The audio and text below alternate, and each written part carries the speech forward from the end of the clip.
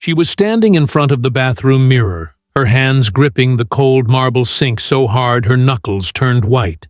Vivian Grace Holloway stared at her own reflection and barely recognized the woman looking back at her. When had the light in her eyes dimmed so much? When had those fine lines around her mouth become permanent marks of silent suffering? She was 39 years old and somehow felt like she had lived twice that time in exhaustion and disappointment. The sound of Marcus's laughter drifted up from downstairs, mixing with the clinking of glasses and the buzz of conversation. He was hosting another one of his networking parties, another evening where she would be expected to smile, nod, and play the role of the perfect lawyer's wife, while he barely acknowledged her existence except to introduce her as an afterthought. Vivian closed her eyes and took a deep breath, trying to steady the trembling in her chest. 9 years. They had been married for 9 years, but it felt like she was married to a complete stranger now. The man downstairs, the successful attorney and partner at Whitmore and Associates, was not the same person she had fallen in love with a decade ago.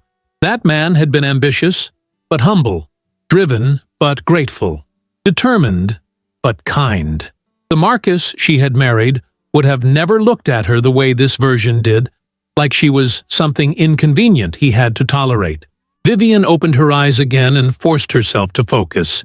She reached for her lipstick, a soft rose shade that Marcus once said made her look radiant. He had not complimented her in over 2 years. She applied it carefully, her hand steadier now, and smoothed down the front of her navy blue dress. It was elegant, but understated, exactly what was expected of her. She was always expected to fade into the background these days, to be decorative, but not distracting, present, but not prominent. As she walked down the hallway toward the stairs, memories flooded her mind unbidden. She remembered the tiny studio apartment they had shared when they first started dating. Marcus had been a law school intern then, working ridiculous hours for barely any pay, surviving on instant noodles and black coffee. Vivian had been a junior financial analyst at a mid-sized firm, making $42,000 a year.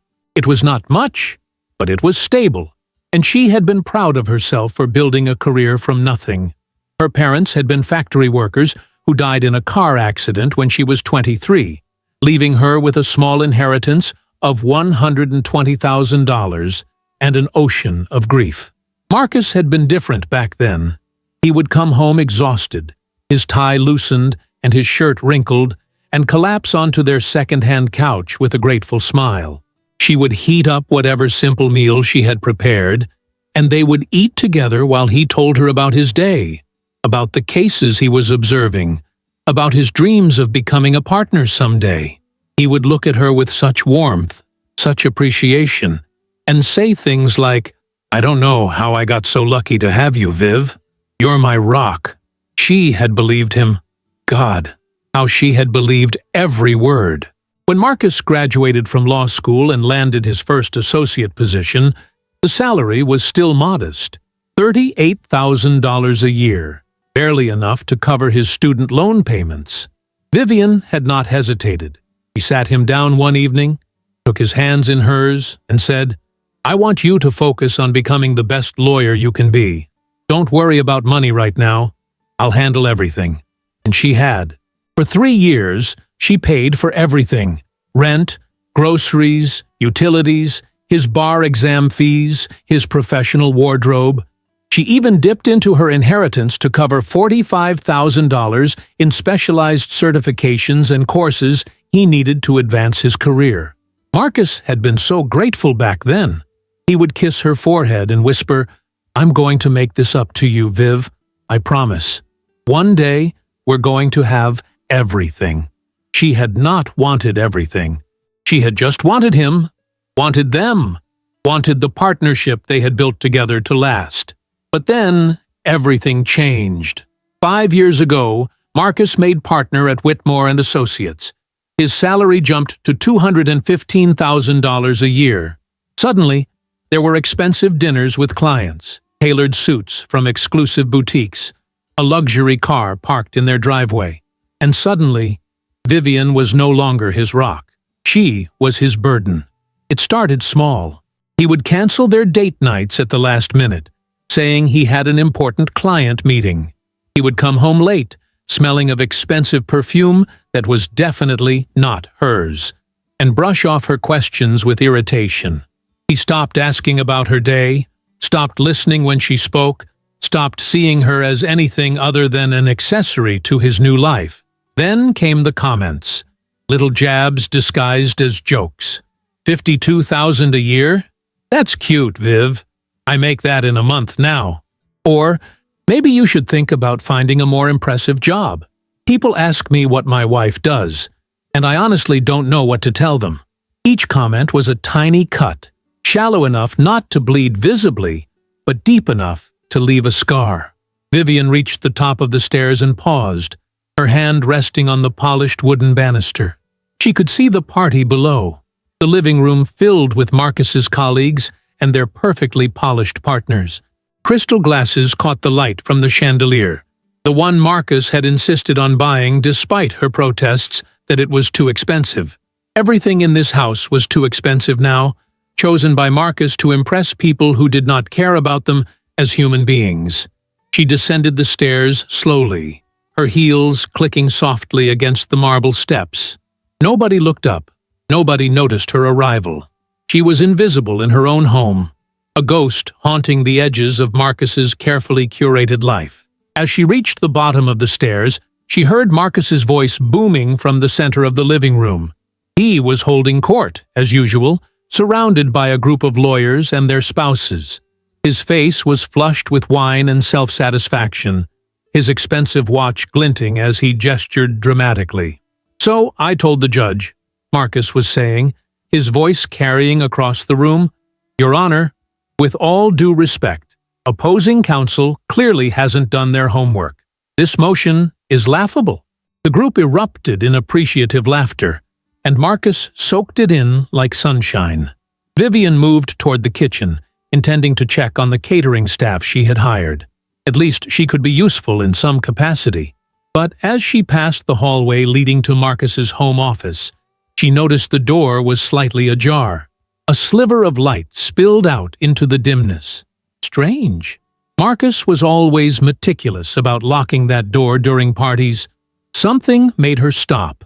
Some instinct, some tiny voice in the back of her mind that had been whispering warnings for months now. Vivian glanced back toward the living room.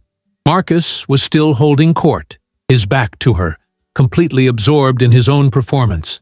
The other guests were focused on him, as they always were. Nobody was watching her. She pushed the office door open a little wider and slipped inside, closing it quietly behind her. The room smelled of leather and Marcus's cologne, an expensive scent that probably cost more than her monthly grocery budget. His massive mahogany desk dominated the space, its surface meticulously organized. A laptop, a desk lamp, a pen holder, a framed photo of them from their wedding day. Vivian stared at that photo for a moment. They looked so young, so hopeful. Marcus's arm was around her waist, and they were both laughing at something the photographer had said. When had they stopped laughing together? She should leave. She should walk out of this office and return to the party and continue playing her role. But her feet would not move. Instead, her eyes drifted to the desk drawers. The top one was slightly open, as if someone had closed it in a hurry. Vivian's heart began to pound. She knew this was wrong. She knew she was crossing a line. But she also knew, with a certainty that made her stomach twist, that she needed to see what was in that drawer. Her hands moved before her mind could stop them, pulling the drawer open wider. Inside were the usual office supplies: staplers, paper clips, sticky notes. But there was also a folder, manila-colored and unmarked, tucked beneath a stack of legal pads. Vivian pulled it out, her hands trembling now, and opened it. Her breath caught in her throat. Inside were printed emails, dozens of them, all between Marcus and someone named Jennifer Cole. The messages were not business-related. They were intimate, flirtatious, explicit. Vivian's eyes scanned the words, and each sentence felt like a physical blow. Can't wait to see you tonight. That hotel room was perfect. She doesn't suspect anything. You make me feel alive in ways she never could." The folder slipped from Vivian's hands and fell to the floor, papers scattering across the expensive Persian rug. She stood frozen, her mind struggling to process what she had just discovered. Jennifer Cole. She knew that name. Jennifer was a junior associate at Marcus's firm. 28 years old, ambitious, beautiful in that polished corporate way. Marcus had mentioned her before, always casually, always in passing. Jennifer is handling the Morrison case. Jennifer will be at the meeting tomorrow. Never any indication that Jennifer was anything more than a colleague. How long had this been going on? Vivian knelt down and began gathering the papers with shaking hands, her eyes catching on dates and details. 6 months. At least 6 months of lies, of betrayal, of Marcus coming home and kissing her cheek like nothing was wrong while he carried on a whole separate life behind her back. She wanted to scream. She wanted to storm downstairs and throw these papers in his face in front of all his important colleagues and watch his carefully constructed image crumble. But something stopped her. Some deeper instinct that went beyond anger, beyond hurt, beyond the immediate desire for confrontation. Vivian carefully placed the papers back in the folder and returned it to the drawer, arranging everything exactly as she had found it. Then she stood up, smoothed down her dress, and walked to the door. Her reflection caught in the glass of a framed diploma on the wall. Her face was pale but composed, her eyes dry despite the storm raging inside her chest. She stepped back out into the hallway and closed the office door behind her, making sure it was positioned exactly as it had been before. Then she walked toward the kitchen, her steps measured and calm. Inside, her mind was racing, calculating, planning. She was a financial analyst. She knew how to assess situations, how to gather data, how to make strategic decisions. This was not over. Not by a long shot, but it would end on her terms, not his. In the kitchen, Vivian found her purse tucked on a chair where she had left it earlier. She pulled out her phone and, hands still trembling slightly, opened her contacts. She scrolled until she found the name she was looking for. Lorraine Pemberton. They had met at a professional women's networking event 2 years ago. Lorraine was a divorce attorney, sharp and relentless, with a reputation for getting her clients everything they deserved. They had exchanged cards and promised to stay in touch, though they had only met for coffee once since then. Vivian typed out a message, her thumbs moving quickly across the screen. "Lorraine, this is Vivian Holloway. I need to schedule a consultation as soon as possible. It's urgent. Please call me tomorrow morning." She hit send before she could second-guess herself. Then she tucked her phone back into her purse, poured herself a glass of water from the kitchen sink, and drank it slowly, letting the cool liquid calm her racing heart. When she walked back out into the living room, Marcus was in the middle of another story, his voice booming with confidence and self-importance. He did not even glance in her direction. Nobody did. Vivian positioned herself near the fireplace, a polite smile fixed on her face, and waited. The next morning arrived with pale sunlight filtering through the bedroom curtains. Vivian woke before Marcus, as she always did. He was still asleep beside her, his face relaxed in a way it never was when he was awake. For a brief moment, she almost felt sorry for him. Almost. Then she remembered the folder in his office, the emails, Jennifer Cole's name appearing over and over again like a recurring nightmare, and the sympathy evaporated. She slipped out of bed quietly and went through her morning routine on autopilot. Shower, coffee, toast she could barely taste. Marcus emerged an hour later, already dressed in one of his tailored suits, his hair perfectly styled. He grabbed his briefcase and a travel mug of coffee without saying a word to her. No good morning, no acknowledgement that she existed. He was halfway out the door when he turned back, almost as an afterthought. "I'll be home late tonight. Client dinner," he said flatly, not quite meeting her eyes. Vivian nodded, her expression neutral. "Of course. Have a good day." He left without responding, the door closing with a decisive click behind him. Vivian stood in the empty kitchen, listening to the sound of his car starting in the driveway, the engine fading as he drove away. Then she picked up her phone and checked her messages. Lorraine had responded at 7 in the morning. "Can you come to my office today at 2? I'll move things around. This sounds serious." Vivian typed back immediately, "I'll be there. Thank you." She arrived at Lorraine Pemberton's office building at 1:55 that afternoon. The law firm occupied the 10th floor of a sleek glass tower downtown, the kind of place that screamed competence and success. The receptionist, a young woman with a professional smile, directed her to a conference room where Lorraine was already waiting. Lorraine stood as Vivian entered. She was a striking woman in her mid-50s, with silver hair cut in a sharp bob and intelligent gray eyes that seemed to see everything. She wore a burgundy suit that was both elegant and authoritative, and when she shook Vivian's hand, her grip was firm and reassuring. "Vivian," Lorraine said warmly, "it's good to see you again, though I wish it were under better circumstances. Please, sit down." Vivian sat in one of the leather chairs and placed her purse on the table. Her hands were surprisingly steady now. She had spent the entire morning preparing for this moment, organizing her thoughts, gathering her courage. "Thank you for seeing me on such short notice," Vivian began. "I know you must be incredibly busy." Lorraine waved a hand dismissively. "Nonsense.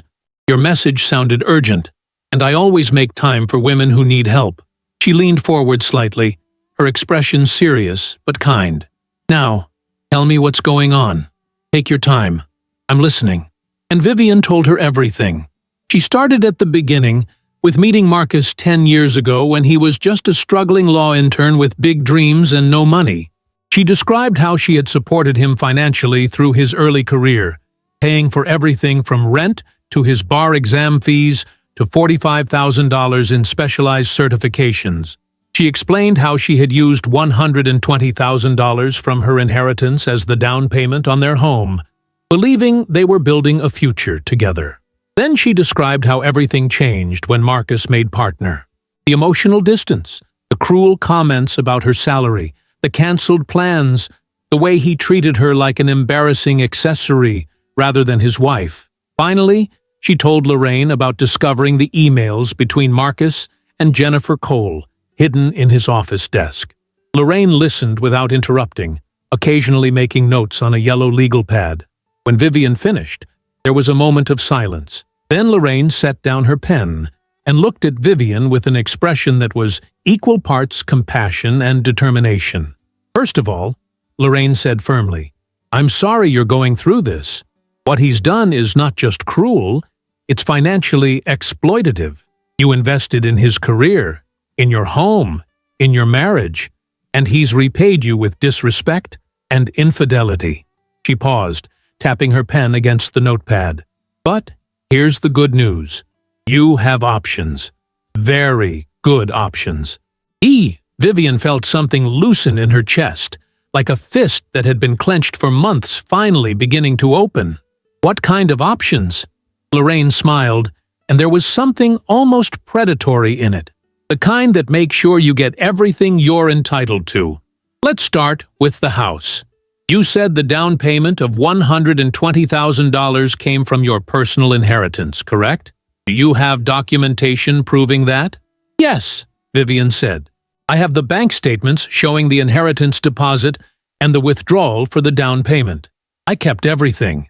"Excellent," Lorraine said, making another note.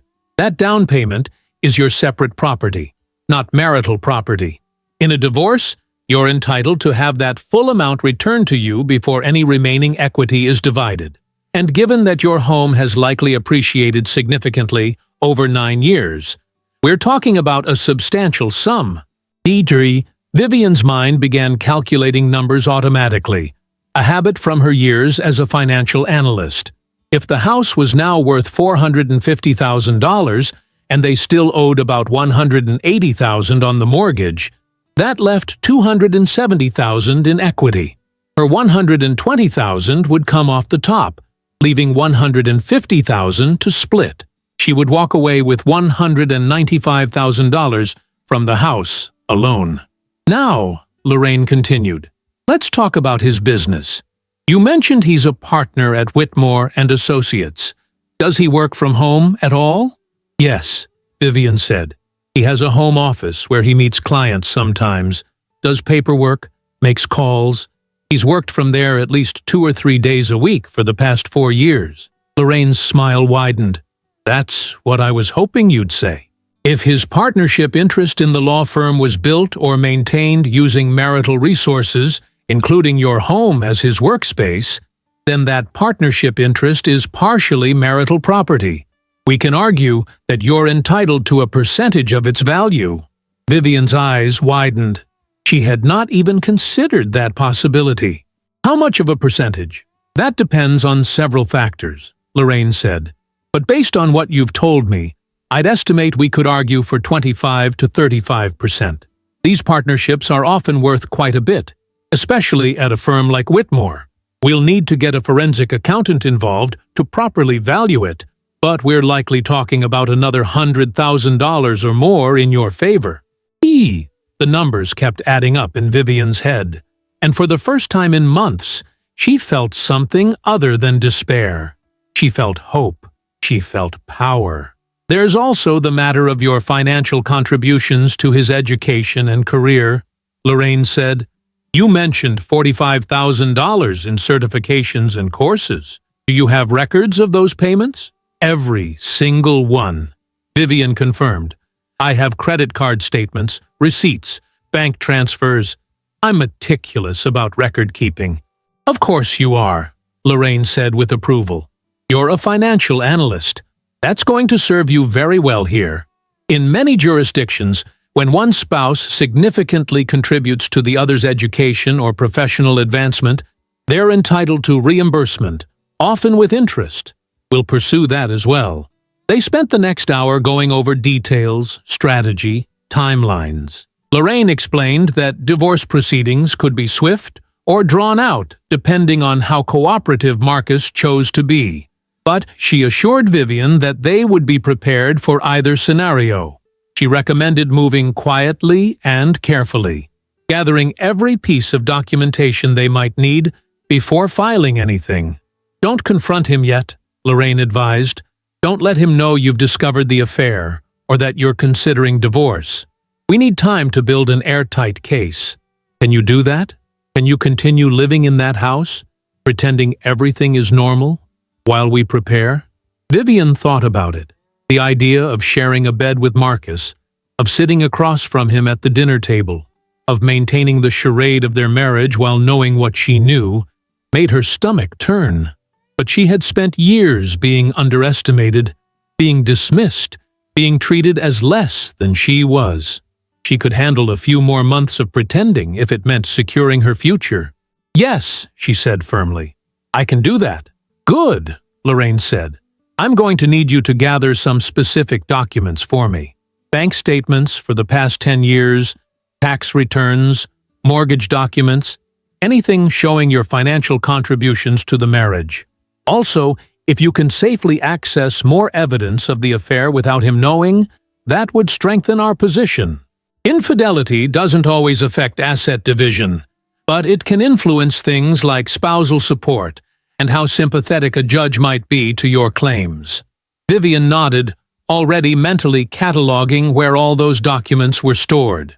Most were in a filing cabinet in the basement, organized by year. Marcus never looked at them. He had left all the household financial management to her, considering it beneath him now that he made so much money. As Vivian prepared to leave, Lorraine walked her to the door and placed a hand on her shoulder. I know this is overwhelming, she said gently, but I want you to know something. You're not a victim here. You're a woman who made an investment in her marriage and in her husband's future. Now that investment isn't paying the returns you were promised, and you have every right to recoup your losses and move on. Don't let anyone make you feel guilty about that. Oh, Vivian felt tears prick at her eyes for the first time since discovering the emails. Not tears of sadness, but tears of relief. Someone finally understood. Someone finally saw her not as the inconvenient wife of a successful lawyer, but as a person with value, with rights, with worth. "Thank you," she whispered. "Thank you for believing me." "I don't just believe you," Lorraine said. "I'm going to make sure everyone else does too." Over the next 3 months, Vivian became a woman on a mission. During the day, she went to work at her financial analyst job, performing her duties with the same quiet competence she always had. In the evenings, while Marcus was out at his supposed client dinners, she systematically gathered every document Lorraine had requested. She photographed pages, scanned receipts, organized files. She created a digital archive of their entire financial history, backed up in 3 separate locations.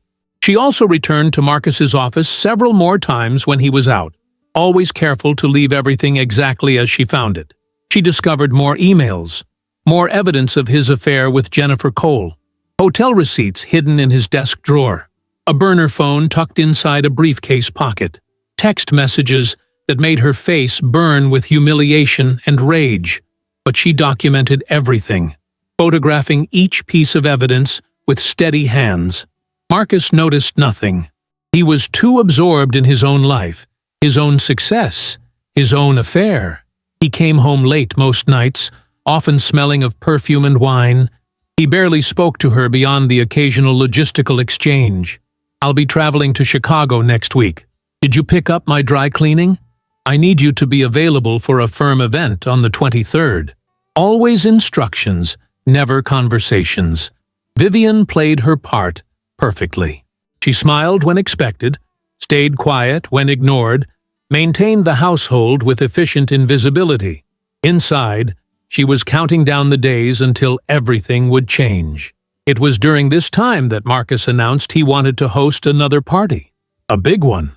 The firm was celebrating a major case victory, and as one of the partners, he wanted to show off. He told Vivian to hire caterers, buy new decorations, make sure everything was perfect. He wanted to impress his colleagues, his clients, the other partners. He wanted to prove he had arrived, that he was a success in every way. "Spare no expense," he said dismissively, barely looking up from his laptop. "This needs to be memorable." Oh, it would be memorable, Vivian thought, just not in the way he expected. She spent 2 weeks planning the party with meticulous care. She hired an excellent catering company, ordered beautiful floral arrangements, arranged for a bartender and servers. She sent out invitations, confirmed RSVPs, coordinated every detail. And in the middle of all that planning, she met with Lorraine one final time. "I've reviewed everything you've given me," Lorraine said, spreading documents across her conference table. "And I have to say, Vivian, you've done exceptional work. This is one of the most thoroughly documented cases I've ever seen. We have ironclad evidence of your financial contributions, proof of his infidelity, documentation of marital assets, everything we need." "So what happens next?" Vivian asked, her heart beginning to race.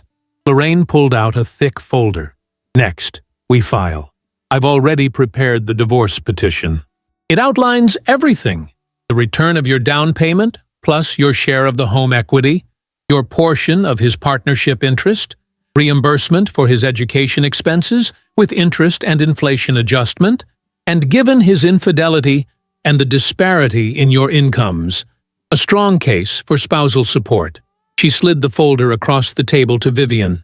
"All I need is your signature and permission to proceed. Once you give me that, I'll file with the court.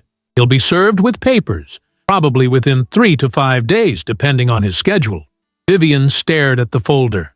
This was it, the point of no return. Once she signed these papers, once they were filed, her marriage would be officially over. 9 years, finished. The dream of what they could have been, dead.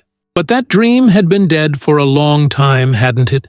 It had died slowly, in 1,000 small cruelties, in 1,000 moments of disrespect, in 1,000 nights of sleeping next to someone who no longer saw her as a person worth loving. The affair with Jennifer Cole was just the final confirmation of what Vivian already knew. Marcus had stopped being her husband a long time ago. She picked up the pen Lorraine offered and signed her name at the bottom of the petition. Her signature was clear and confident, not a tremor in sight. "When should we plan for him to be served?" Lorraine asked. Vivian thought about the party Marcus had planned, the big celebration where he intended to show off for all his important friends. She thought about how he treated her in front of those people, how he dismissed her, how he made jokes at her expense while they all laughed along. "I have a better idea," Vivian said slowly. "Can you hold off on serving him officially for one more week?" Lorraine raised an eyebrow. "I can. But why?" Vivian smiled, and there was something fierce in it, something that had been building inside her for 3 long months. "Because I want to do this my way." The night of the party arrived on a Saturday in late September. The weather had turned crisp and cool, autumn settling in with golden leaves and clear skies. Marcus had been in an exceptionally good mood all week, practically bouncing around the house with self-satisfaction. The case the firm had won was apparently a very big deal, something that would cement his reputation and possibly lead to even more lucrative clients. He talked about it constantly, though never to Vivian directly. She simply overheard his phone conversations, his boasting to colleagues and friends about his brilliant legal strategy.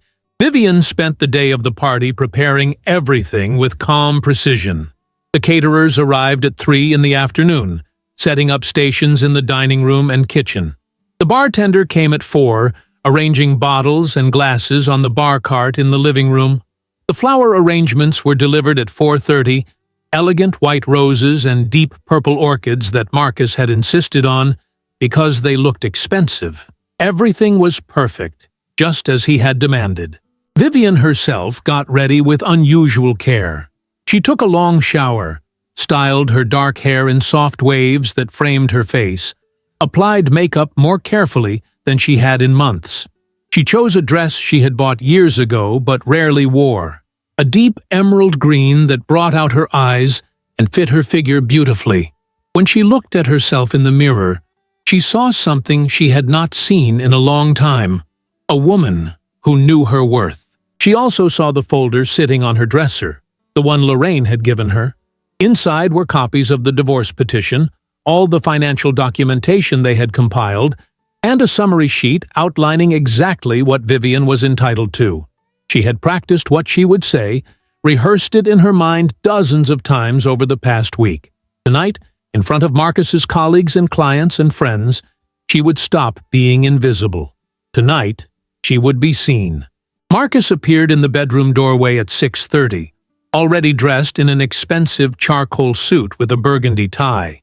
He glanced at her briefly, and for just a moment, something flickered in his eyes. Surprise, maybe, or recognition that she had put effort into her appearance. But then it was gone, replaced by his usual indifference. "Guests will start arriving in 30 minutes, he said curtly. "Make sure the caterers have everything under control, and try to be more social tonight. Last time you just stood in the corner like a piece of furniture?" Vivian smiled, a small, controlled smile that gave nothing away. "Of course, I'll do my best." He left without another word, heading downstairs to do a final check of everything. Vivian waited until she heard his footsteps fade, then picked up the folder from her dresser. She carried it downstairs carefully, casually, and tucked it behind a potted plant near the fireplace, where she could easily reach it when the time came. Then she joined Marcus in the kitchen, checking on the catering staff, making sure the hors d'oeuvres were arranged beautifully on silver trays. The guests began arriving at 7. First came Jordan and Patricia Westbrook, both lawyers at Marcus's firm. Then Daniel Morrison and his wife Anne.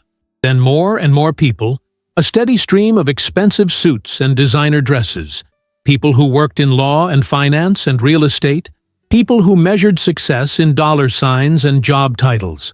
Marcus greeted them all with booming enthusiasm, shaking hands and clapping shoulders. The perfect host. Vivian moved through the crowd quietly, offering drinks, making small talk when necessary, fading into the background as expected. She watched Marcus hold court in the center of the living room, surrounded by admirers who hung on his every word. She watched him laugh, watched him gesture dramatically as he recounted the details of the firm's big case victory, watched him soak up the attention and praise like it was oxygen. By 8 o'clock, the party was in full swing. About 30 people filled the house, their voices creating a buzzing hum of conversation and laughter. The bartender was busy mixing cocktails, the caterers circulated with trays of food, and Marcus was in his element, completely in control of the room. That was when Vivian saw her, Jennifer Cole. She arrived with another group of people from the firm, looking stunning in a black cocktail dress that probably cost more than Vivian's monthly salary. She was tall, blonde, polished in that effortlessly perfect way that came from money and privilege. And when she walked into the room, Marcus's entire face changed. Just for a second, just a flash. But Vivian saw it. The way his eyes lit up, the way his posture shifted, the way he smiled at Jennifer differently than he smiled at anyone else. Jennifer caught his eye and smiled back, a small, knowing smile that spoke of secrets and intimacy. Then she disappeared into the crowd, accepting a glass of wine from the bartender and joining a conversation with some other firm associates. But Vivian had seen enough. That look, that smile, confirmed everything she had discovered in those emails and text messages. This was not just an affair. This was something Marcus actually cared about, something he had invested real emotion in, while his wife had become nothing more than an inconvenience. The rage that swept through Vivian was cold and clarifying. She had spent 3 months preparing for this moment, 3 months gathering evidence and building her case and planning her exit. But seeing Jennifer Cole standing in her living room, drinking her wine, smiling at her husband with that intimate familiarity, made everything suddenly perfectly clear. This was not just about protecting herself financially. This was about reclaiming her dignity. Vivian walked calmly to the fireplace and retrieved the folder from behind the potted plant. She held it against her side, hidden by the drape of her dress, and moved through the crowd until she found a position near the center of the room. Then she waited. At 8:45, Marcus decided it was time for a toast. He raised his hand, calling for attention, and the room gradually quieted. Someone handed him a fresh glass of champagne, and he held it aloft with a broad, confident smile. "Everyone," Marcus called out, his voice carrying across the room, "I want to thank you all for being here tonight to celebrate this incredible victory for the firm.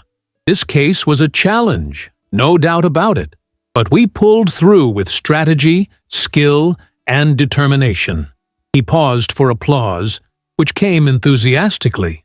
"But you know, success in the courtroom doesn't happen in isolation. It requires sacrifice. It requires focus. It requires being willing to make tough choices about what really matters." Vivian's hands tightened on the folder. She knew where this was going. She could see it in the way Marcus was building to something, the way he glanced around the room to make sure he had everyone's attention. "And sometimes," Marcus continued, his tone shifting to something almost philosophical, "success requires acknowledging our mistakes and learning from them. We all make errors in judgment, right? We all have things we wish we could go back and change." He took a sip of his champagne, his eyes scanning the crowd. "So tonight, I want to make a toast to lessons learned, to growth, to becoming the person you're meant to be, by recognizing what was holding you back." The room was silent now, everyone watching him with varying degrees of interest and confusion. Vivian felt her heart begin to pound, adrenaline flooding her system. She knew exactly what he was about to say. Marcus raised his glass higher, and his smile took on a cruel edge. "So here's to my biggest mistake," he said clearly, his voice ringing with false joviality. "My wife." The words hung in the air for a stunned moment. Then someone laughed nervously, and that laughter spread through the room like wildfire. People chuckled, some uncomfortably, some with genuine amusement, assuming it was some kind of dark humor, some kind of self-deprecating joke that successful men made at fancy parties. Marcus grinned wider, clearly pleased with the reaction he had gotten, and took another sip of his champagne. Vivian felt the laughter wash over her like a wave of ice water. She felt 30 pairs of eyes glance in her direction, some with pity, some with second-hand embarrassment, some with cruel entertainment. She felt the weight of every humiliation she had endured over the past 5 years crystallize into this single moment. And she felt something else, too, a fierce, blazing clarity. She set down the empty wine glass she had been holding and picked up the folder with both hands. Then, in the silence that followed the laughter, she began walking toward Marcus. Her heels clicked against the hardwood floor with measured, deliberate steps. The room fell quiet again as people noticed her movement, their attention shifting from Marcus to her, and back again. Marcus saw her approaching, and his smile faltered slightly, confusion crossing his face. "Viv," he said uncertainly, still holding his champagne glass. "What are you doing?" Vivian stopped directly in front of him, close enough that he could see the expression on her face. It was not anger. It was not hurt. It was calm, cold determination. "You're right, Marcus," she said clearly, her voice steady and loud enough for everyone in the room to hear. "We do all make mistakes, and it's important to learn from them." She opened the folder and pulled out the divorce petition, holding it up so he could see the title page clearly. His face went pale. The champagne glass in his hand trembled slightly. "So let's settle this now," Vivian continued, her tone conversational but razor-sharp. "That way you won't have to worry about this anymore." She handed him the petition, and he took it automatically, his fingers fumbling with the pages. "You've been served, Marcus. Consider this your official notice." The room erupted in shocked whispers and gasps. Marcus stared down at the papers, his face cycling through expressions: confusion, disbelief, horror, anger. "What the hell is this?" he hissed, but his voice lacked its usual authority. He sounded shaken, off balance. "That's a petition for divorce," Vivian said calmly. "Filed 3 days ago. You'll notice it includes a complete accounting of all marital assets, including the $120,000 down payment on this house that came from my inheritance, not our joint income. It also includes documentation of the $45,000 I spent on your legal certifications and courses when you were starting your career. And it outlines my claim to a portion of your partnership interest at Whitmore and Associates, given that you've used our marital home as your office for years." Marcus's face had gone from pale to red, veins standing out on his forehead. "You can't do this," he said, his voice low and dangerous. "You can't just ambush me like this in front of everyone." "Can't I?" Vivian asked, tilting her head slightly. "You just toasted to me being your biggest mistake in front of 30 witnesses. I thought we were being honest tonight about learning from our errors." She pulled another sheet from the folder. "Oh, and this is a summary of financial projections prepared by my attorney.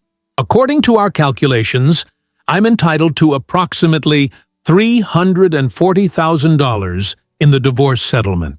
That includes my down payment returned, my share of the home equity, 30% of your partnership value, and reimbursement for your education expenses with interest and inflation adjustment." The number hung in the air like a bomb. $340,000. Marcus stared at her, his mouth opening and closing like a fish gasping for air.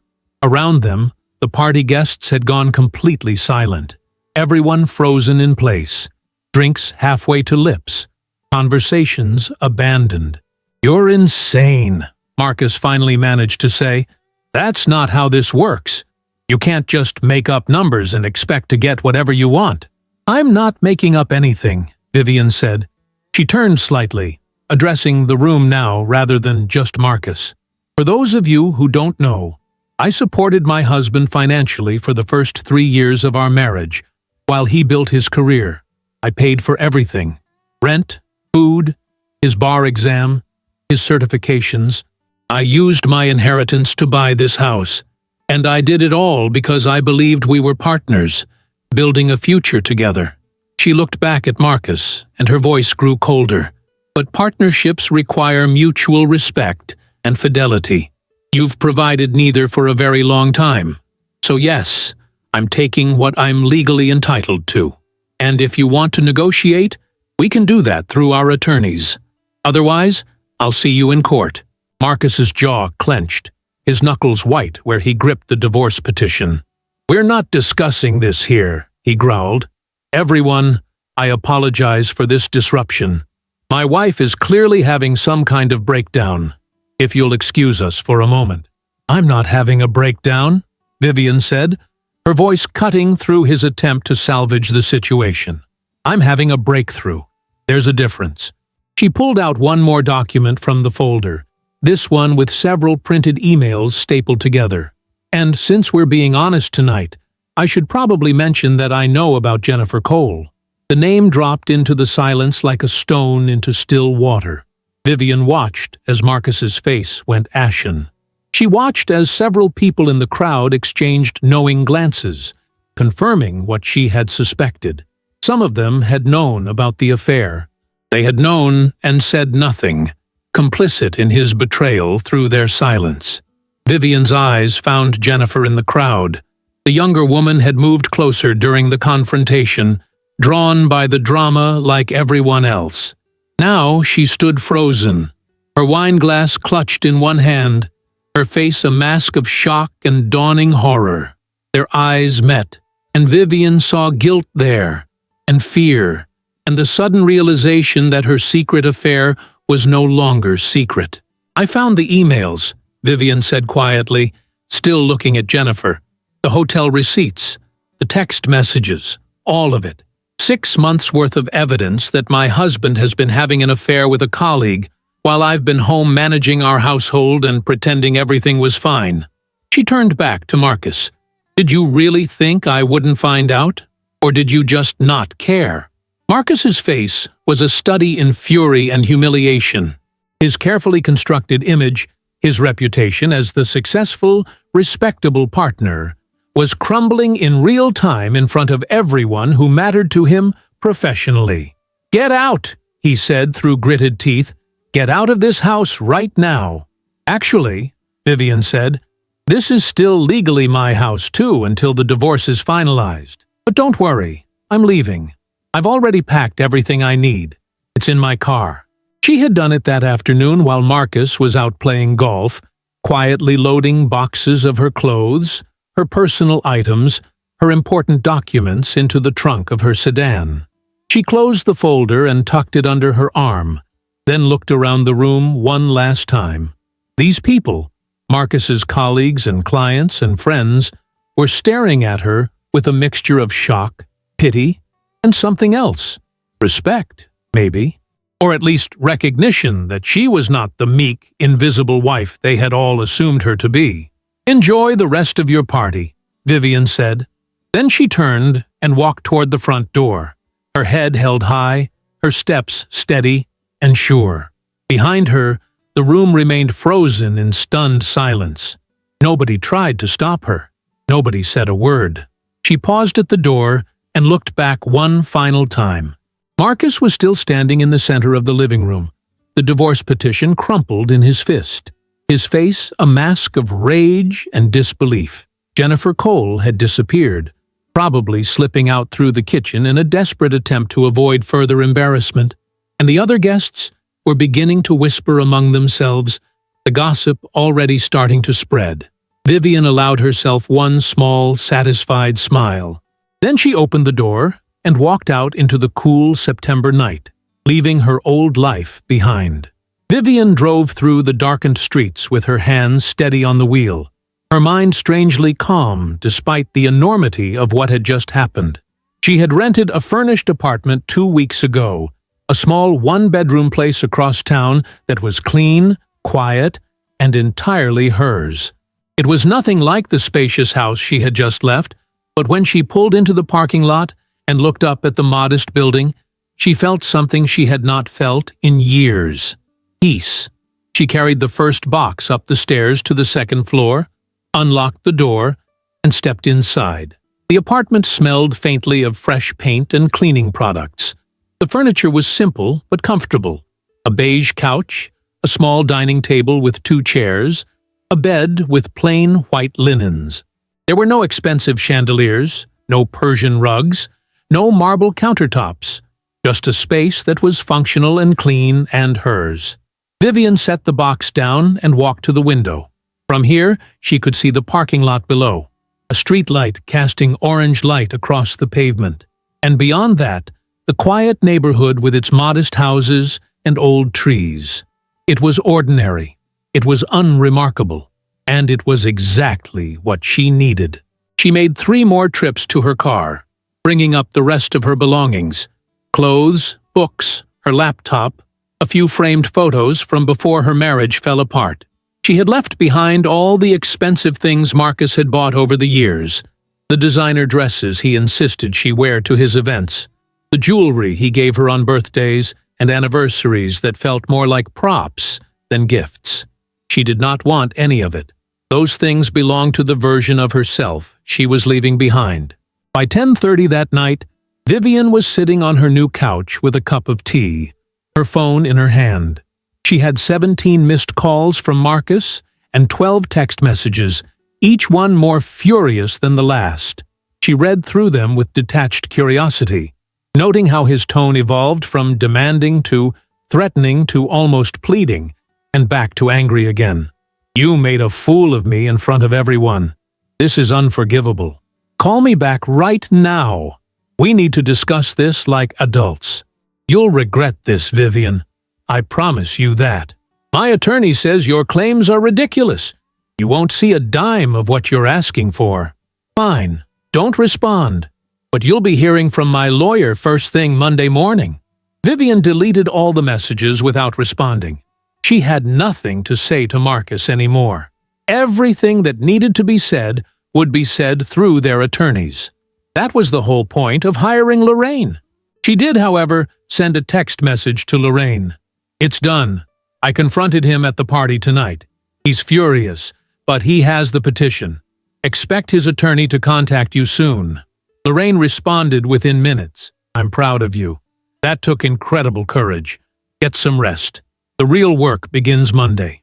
Vivian smiled at her phone, set it aside, and finished her tea. Then she went to bed in her new apartment, in her new bed, and slept more soundly than she had in months. Monday morning arrived with rain tapping against the windows.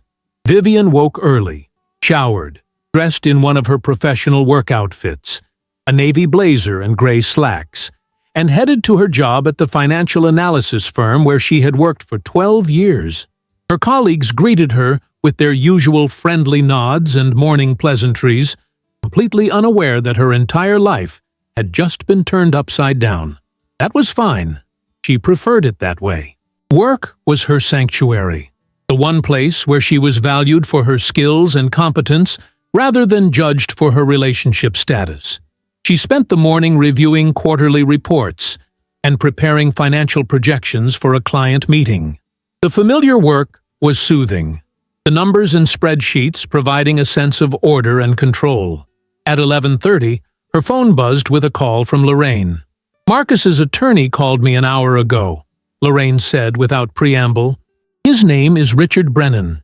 He's with Caldwell and Associates, a decent firm, but nothing spectacular.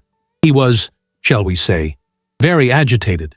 "I can imagine," Vivian said, closing her office door for privacy. "What did he say?"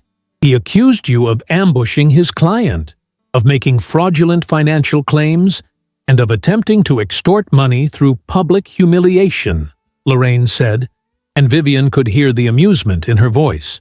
"I informed him that his client was served legally, that all our financial claims are thoroughly documented, and that what happened at the party was simply your choice of venue for serving the papers, which is entirely your right."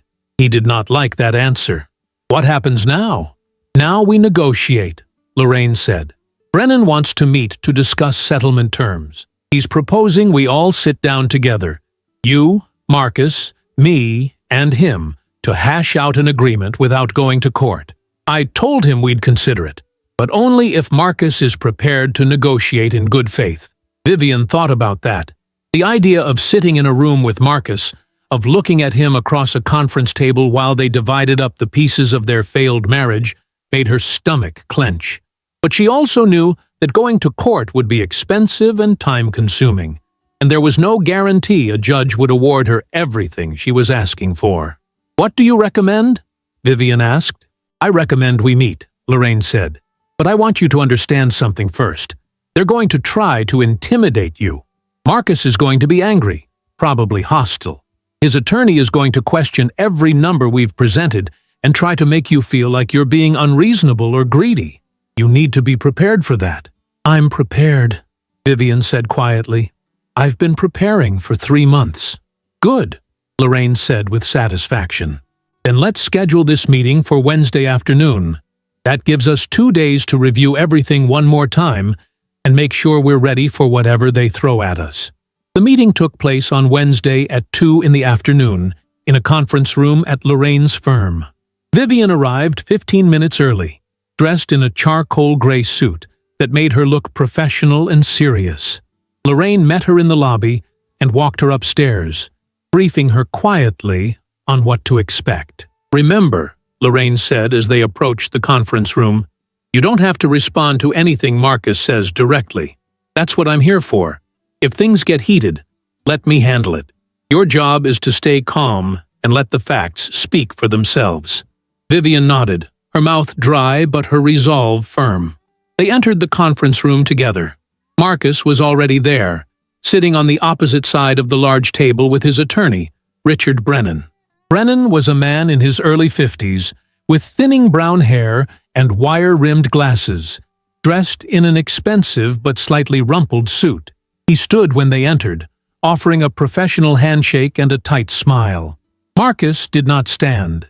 He sat with his arms crossed, his jaw clenched, his eyes fixed on Vivian with undisguised hostility. Vivian met his gaze for a brief moment, then looked away. He did not deserve her attention anymore. They all took their seats, Lorraine and Vivian on one side of the table, Marcus and Brennan on the other. Brennan opened a briefcase and pulled out a thick folder of documents, spreading them across the table with methodical precision. "Thank you both for agreeing to this meeting," Brennan began, his tone formal and carefully neutral. "My client is willing to discuss a fair and reasonable settlement that takes into account the realities of this marriage and its dissolution. However, I must say up front that some of the claims in your petition are, in our view, excessive and not supported by law." "Which claims specifically?" Lorraine asked, her pen poised over a notepad. "The claim regarding the house, for one," Brennan said. "While we acknowledge that your client contributed to the down payment, the mortgage has been paid primarily by my client's income for the past 9 years. We believe a 50-50 split of the current equity is more than fair." Lorraine shook her head. "The down payment of $120,000 came from Mrs. Holloway's personal inheritance, which is her separate property. That amount must be returned to her in full before any remaining equity is divided. That's standard practice in marital property division." Brennan frowned. "That may be standard, but it's also been 9 years. My client has paid approximately $4,000 per month in mortgage payments during that time, totaling well over $400,000. Surely that investment entitles him to more than 50% of the remaining equity after her down payment is returned." "Your math is misleading," Lorraine countered. "The mortgage payments were made with marital income, yes, but Mrs. Holloway's salary contributed to the household expenses that freed up your client's income to make those payments. She paid for groceries, utilities, household maintenance, and many other costs that allowed him to focus his income on the mortgage. This was a partnership, not a solo investment."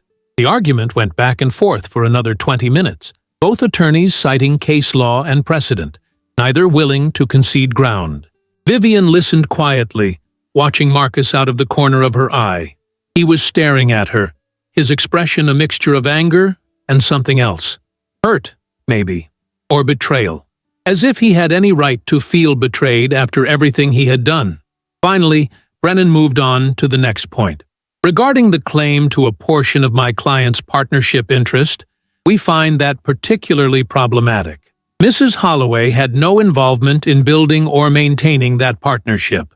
The fact that my client occasionally worked from home does not entitle her to 30% of his business interest.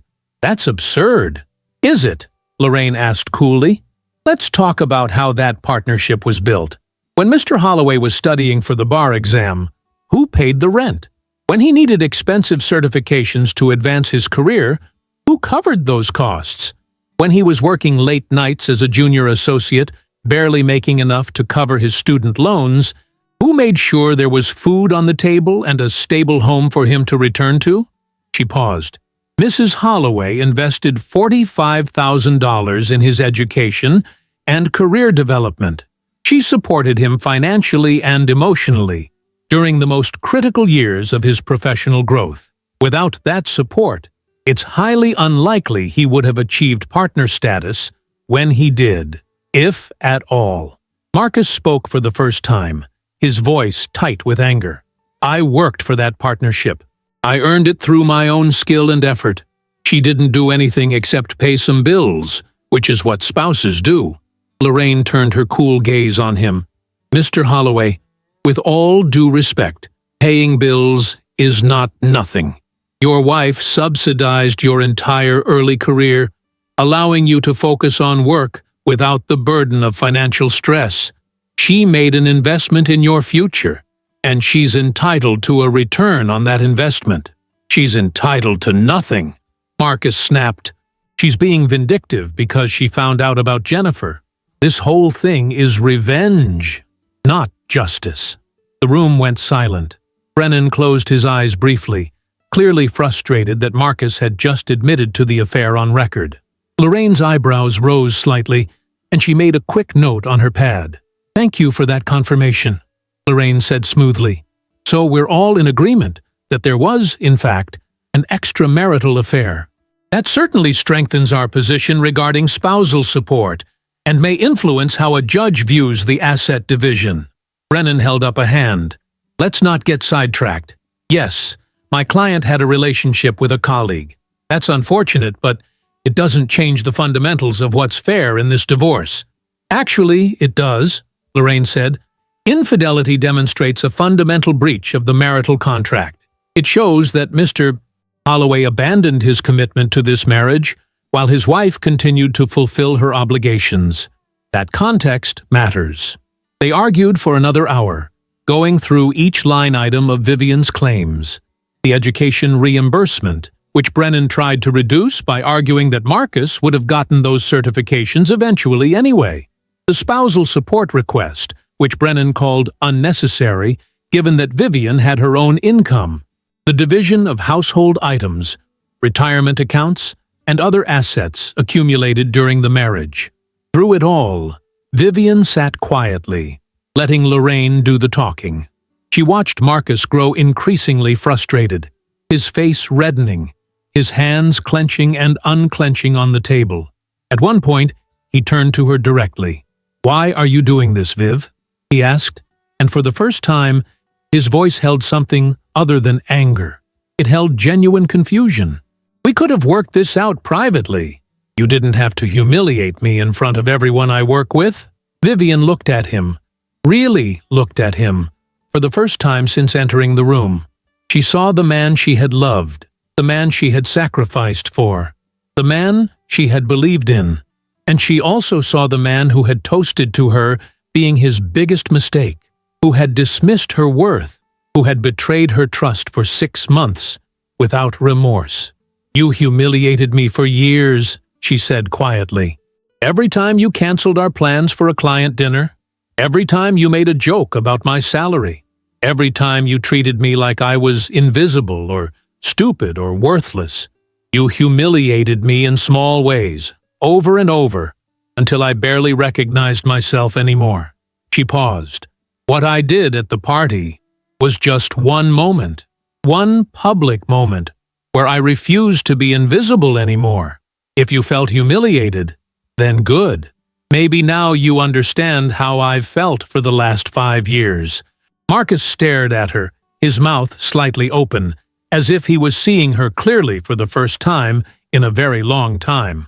Brennan cleared his throat uncomfortably, shuffling his papers. Perhaps we should take a break, Brennan suggested.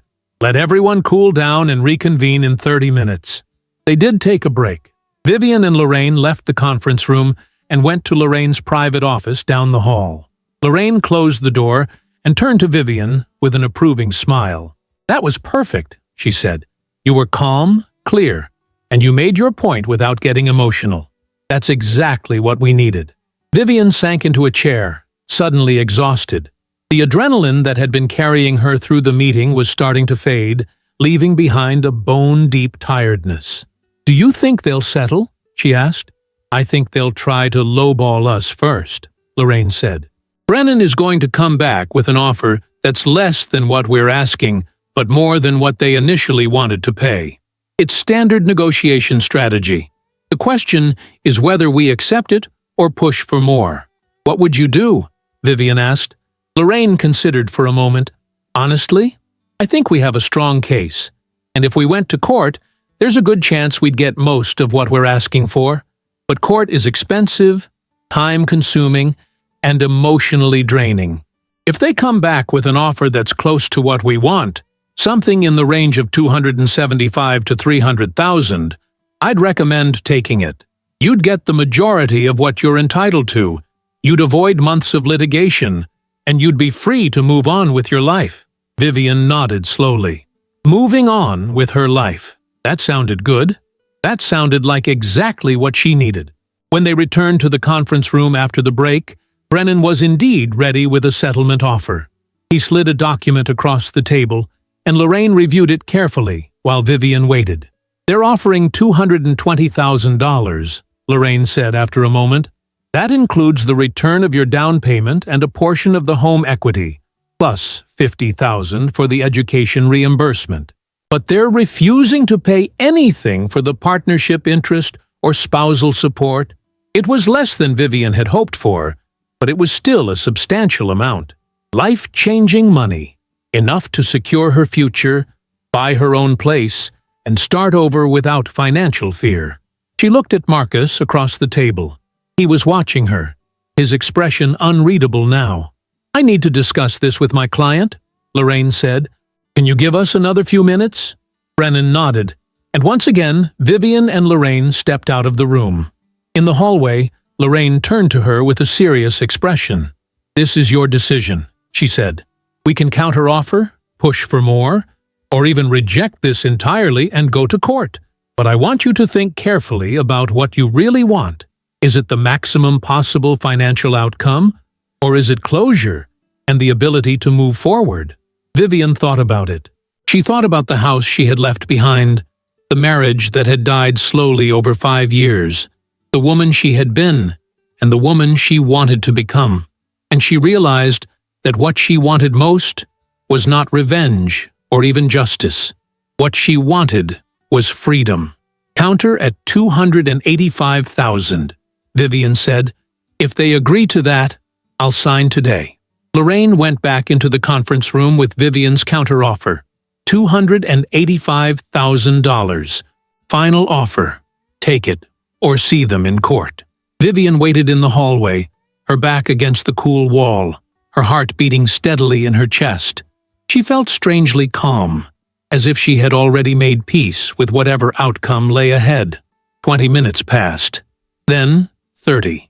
Vivian checked her phone, scrolled through emails she was not really reading, and tried not to think about what was happening behind that closed door. Finally, Lorraine emerged, her expression carefully neutral. She walked over to Vivian and stopped, arms crossed. They accepted, Lorraine said simply. Vivian felt her knees go weak with relief. They did? $285,000. Full and final settlement. Marcus keeps the house but pays you the full amount within 45 days. You keep your car, your personal belongings, and your retirement account. No spousal support, but you didn't need it anyway with this settlement. Lorraine's professional mask cracked slightly, revealing a satisfied smile. "You did it, Vivian. You stood up for yourself, and you won." They went back into the conference room together. Marcus was slumped in his chair, looking exhausted and defeated. Brennan had already prepared the settlement agreement, the pages laid out neatly on the table. Lorraine reviewed every line carefully, making sure the terms matched what they had agreed to, then nodded to Vivian. "It's all here," Lorraine said. "If you're ready, you can sign." Vivian picked up the pen and signed her name on the designated lines. Her signature was steady, confident. Marcus signed next, his movements jerky and reluctant. Then both attorneys signed as witnesses, and just like that, it was done. 9 years of marriage, dissolved in signatures and legal language. Brennan gathered the documents and placed them in his briefcase with efficient movements. "The funds will be transferred according to the timeline we discussed," he said formally. "Mr. Holloway will need to arrange for a home equity line of credit or a personal loan to cover the settlement amount. We'll be in touch regarding the final divorce decree once all financial obligations are met." Marcus stood abruptly, not looking at Vivian, and walked out of the conference room without a word. Brennan offered Lorraine a brief handshake, nodded politely to Vivian, and followed his client out. The door closed behind them, and suddenly, the room was very quiet. Vivian sat for a moment, staring at the empty chair where Marcus had been sitting. She waited to feel something. Sadness, maybe. Regret. Grief for what they had lost. But all she felt was a profound sense of lightness, as if an enormous weight had been lifted from her shoulders. "How do you feel?" Lorraine asked gently, sitting down beside her. "Free," Vivian said, and realized it was true. "I feel free." The next 45 days passed in a strange blur of activity and transition. Vivian threw herself into her work at the financial analysis firm, taking on extra projects and staying late at the office. Her colleagues noticed the change in her, the new confidence in her voice during client meetings, the way she spoke up more in team discussions. Her supervisor even pulled her aside one day to tell her that her recent work had been exceptional and to ask if she might be interested in a promotion to senior analyst. Vivian said yes, without hesitation. She also spent time setting up her new apartment, making it truly hers. She bought plants for the windowsill, bright green ferns and a small jade tree that she watered carefully every morning. She hung artwork on the walls, simple prints of landscapes and abstract colors that made her smile. She replaced the plain white bedding with soft blue sheets and a thick comforter that felt like sleeping in a cloud. Slowly, the space transformed from a temporary refuge into a real home. On a Tuesday morning in early November, Vivian's bank account showed a new deposit, $285,000. She stared at the number on her phone screen for a long moment, hardly believing it was real. Then she called Lorraine. "He paid," Vivian said, her voice slightly breathless. "The full amount. It's in my account." "Good," Lorraine said with satisfaction. "That means we can finalize the divorce decree. I'll file the paperwork today. Within 2 weeks, your marriage will be officially dissolved and you'll be free to move forward with your life." "Thank you," Vivian said, and her voice was thick with emotion. "Thank you for everything you've done for me. I don't think I could have gotten through this without you." "You could have," Lorraine said warmly. "You're stronger than you think, Vivian. You always were. I just helped you see it." 2 weeks later, the final divorce decree arrived in the mail. Vivian opened the envelope with hands that trembled slightly, pulled out the official document with its embossed seal and formal language, and read the words that confirmed what she already knew. Her marriage to Marcus Julian Holloway was legally and officially over. She stood in her small kitchen, holding the paper, and allowed herself to cry. Not from sadness, but from relief, from the overwhelming realization that she had survived something she once thought would destroy her. She had walked through fire and come out on the other side, scarred but whole, damaged but not broken. That evening, Vivian did something she had not done in years. She called an old friend, Rebecca, someone she had known since college but had lost touch with during her marriage. Marcus had never liked Rebecca, said she was too loud and opinionated, and gradually Vivian had stopped returning her calls and invitations until the friendship had faded away entirely. "Vivian," Rebecca's voice came through the phone, surprised and delighted. "Oh my God, I can't believe it's really you. How are you? It's been forever." "I know," Vivian said, smiling despite the tears still drying on her cheeks. "I'm sorry I disappeared. Things got complicated, but they're better now. Much better. And I was wondering if you'd like to meet for coffee sometime. I have so much to tell you." They met 3 days later at a small cafe near Vivian's apartment. Rebecca arrived in a whirlwind of energy, pulling Vivian into a fierce hug before they even sat down. They ordered lattes and settled into a corner table, and Vivian told her everything. The whole story, from the beginning of her marriage to its dramatic end. Rebecca listened with wide eyes, occasionally gasping or cursing, and when Vivian finished, she reached across the table and squeezed her hand. "I am so proud of you," Rebecca said fiercely. "Seriously, Viv, you're a total badass. You stood up for yourself, and you didn't let him get away with treating you like garbage. That takes real courage." "I didn't feel courageous," Vivian admitted. "Mostly I just felt scared and angry." "Those are the moments when courage matters most," Rebecca said. "When you're terrified but you do the right thing anyway. That's what real strength looks like." They talked for 2 hours, catching up on years of missed conversations. Rebecca told her about her own life, her job as a marketing director, her recent breakup with a boyfriend who turned out to be emotionally unavailable, her plans to travel to Italy next spring. She also insisted that Vivian come to her birthday party the following weekend, where she could meet new people and reconnect with old friends from their college days. Vivian agreed, and when she showed up to Rebecca's party the next Saturday, she felt nervous, but also excited. The apartment was full of people, music playing, conversation and laughter filling the air. Rebecca introduced her around, and Vivian found herself talking to people who were interested in her work, her opinions, her life. Nobody asked her about her ex-husband. Nobody seemed to care what she did for a living, except to genuinely want to know more about financial analysis and what made it interesting. She felt seen, truly seen, for the first time in years. As the weeks turned into months, Vivian's new life began to take shape with increasing clarity. She used part of her settlement money to put a down payment on a small townhouse in a quiet neighborhood with tree-lined streets and friendly neighbors. It was not fancy, but it had a little backyard where she could plant a garden in the spring, and the mortgage payment was well within her budget.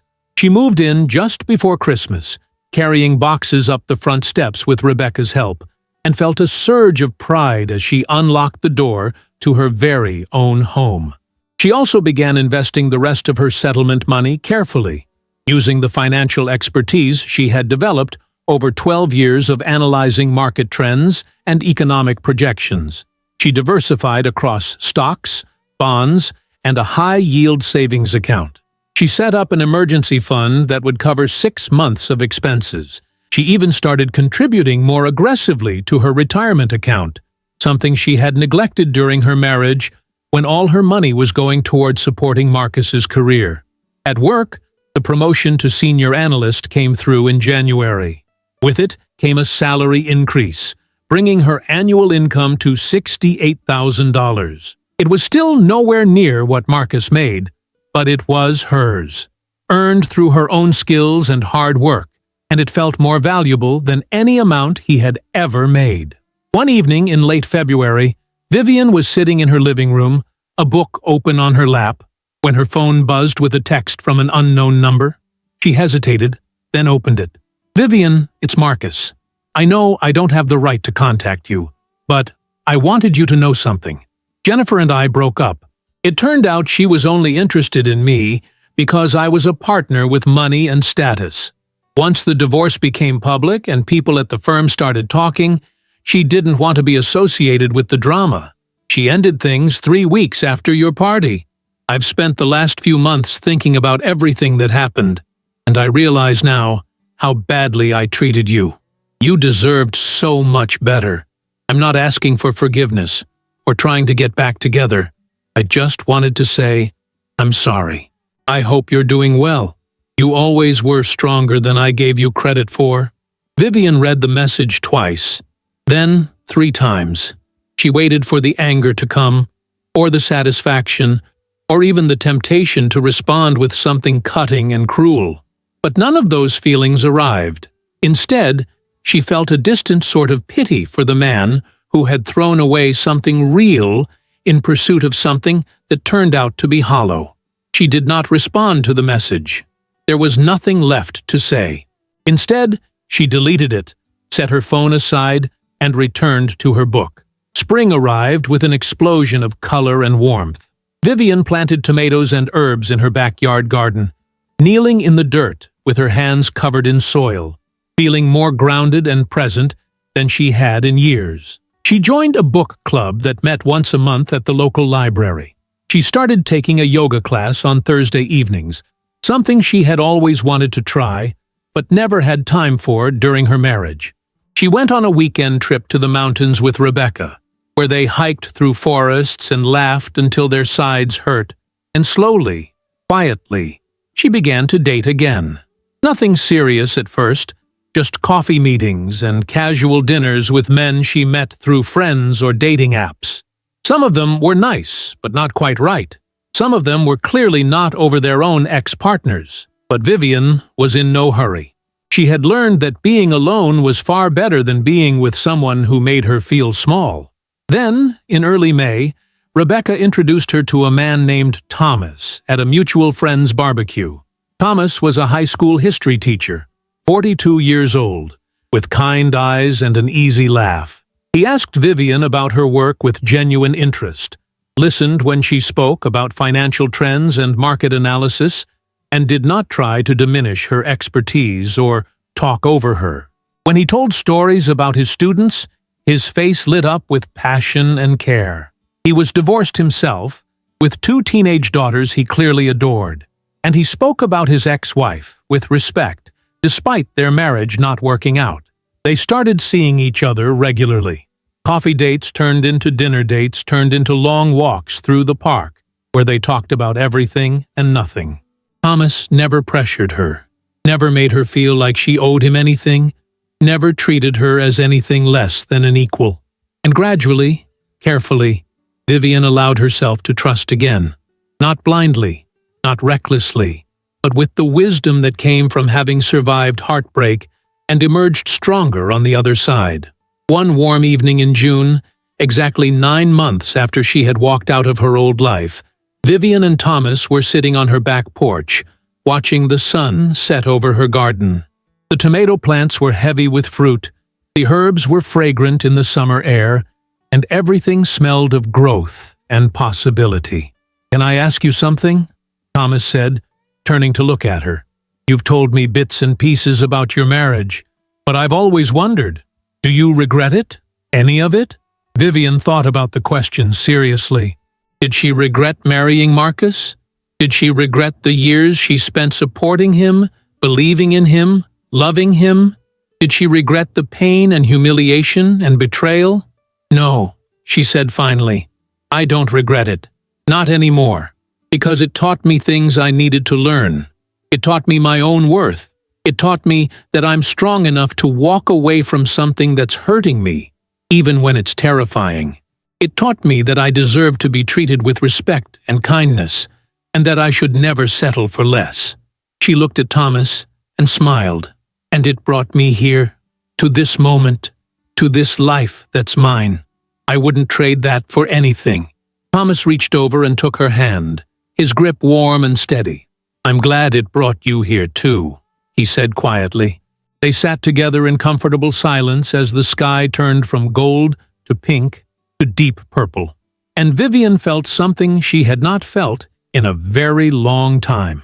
She felt whole, not because someone else completed her, but because she had finally learned to complete herself. The house Marcus had fought so hard to keep eventually became too expensive for him to maintain on his own. Without Vivian managing the household finances, he made poor decisions, lived beyond his means, and accumulated debt. Vivian heard through mutual acquaintances that he sold the house at a loss 2 years after their divorce and moved into a smaller apartment. His career at Whitmore and Associates stalled after the scandal of his public divorce, and affair became firm gossip. He never made the jump to senior partner that he had always dreamed of. But Vivian did not take pleasure in his struggles. She had moved too far beyond that chapter of her life to care about what became of him. She was too busy building something new, something that belonged entirely to her. 5 years after walking out of that party, Vivian stood in front of her bathroom mirror, just as she had done that night so long ago. But this time, when she looked at her reflection, she saw someone completely different. She saw a woman with confidence in her eyes, strength in her shoulders, and peace in her smile. She saw a woman who had been tested and had not broken. She saw a woman who knew her worth and refused to accept anything less than she deserved. She was 44 years old now. She had been promoted again at work, now serving as the director of financial analysis, with a team of 5 analysts reporting to her. Her salary was $95,000 a year, nearly double what she had made during her marriage. She owned her townhouse outright, having paid off the mortgage early with smart investments and careful budgeting. Her garden flourished every spring and summer. Her friendships were deep and genuine. And Thomas, who was still in her life, still kind and steady and supportive, had recently asked her if she might consider moving in together. She had not given him an answer yet, not because she did not care about him, but because she wanted to make sure she was choosing him for the right reasons, not out of loneliness or fear or the need to be validated by someone else, but because he genuinely added joy and value to a life that was already full and meaningful on its own. Vivian smiled at her reflection and thought about the journey that had brought her here. The pain, the fear, the anger, the betrayal, but also the courage, the strength, the growth, the freedom. She thought about the woman she had been, standing in front of a mirror in a house that never felt like home, wondering when she had lost herself. And she thought about the woman she was now, standing in her own home, surrounded by a life she had built with her own hands and her own determination. She had been called Marcus's biggest mistake in front of 30 people, and at the time, those words had cut deeper than any knife. But now, looking back, she realized something profound. Marcus had been wrong about so many things, but he had been especially wrong about that. She was not his mistake. He was hers. And she had learned from that mistake, grown from it, and ultimately used it to become someone stronger and better than she ever could have been if she had stayed. The woman in the mirror smiled back at her, and Vivian felt a deep, unshakable certainty settle into her bones. She had not just survived her divorce. She had won. Not because she got money or because Marcus's life fell apart, but because she had reclaimed herself. She had walked through fire and emerged transformed, scarred but not destroyed, bent but not broken. And that, she realized, was worth more than any settlement, any house, any marriage that was built on a foundation of inequality and disrespect. She had something now that no one could ever take away from her again. The absolute, unshakable knowledge of her own worth. She turned away from the mirror, walked downstairs to her kitchen, and poured herself a glass of wine. Then she sat in her living room, surrounded by the life she had built, and raised her glass in a quiet, private toast. "To new beginnings," she said softly to the empty room, "and to never being anyone's mistake again." Outside, the summer evening stretched golden and warm across her neighborhood. Children played in the street, their laughter drifting through her open windows. Birds sang in the trees, and Vivian sat in her home, in her peace, in her hard-won freedom, and felt completely, perfectly content. She had once been a woman who lost herself in someone else's shadow. Now she was a woman who created her own light, and that made all the difference. The story of her marriage and divorce would eventually fade into just one chapter of a much longer, much richer book. But it would always be the chapter that taught her the most important lesson of her life, that she was never anyone's mistake, and she would never again accept being treated like one. Vivian Grace Holloway had walked through her darkest valley and emerged into the light on the other side. And she had done it on her own terms, with her head held high and her dignity intact. That was the real victory. That was the real happy ending. If you enjoyed the story, leave a like and subscribe to the channel.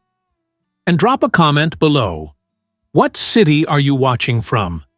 And if your heart tells you to, feel free to leave me a tip on Buy Me a Coffee. Just check the first pinned comment. Thanks for keeping me company and for the coffee, and I'll see you in the next story.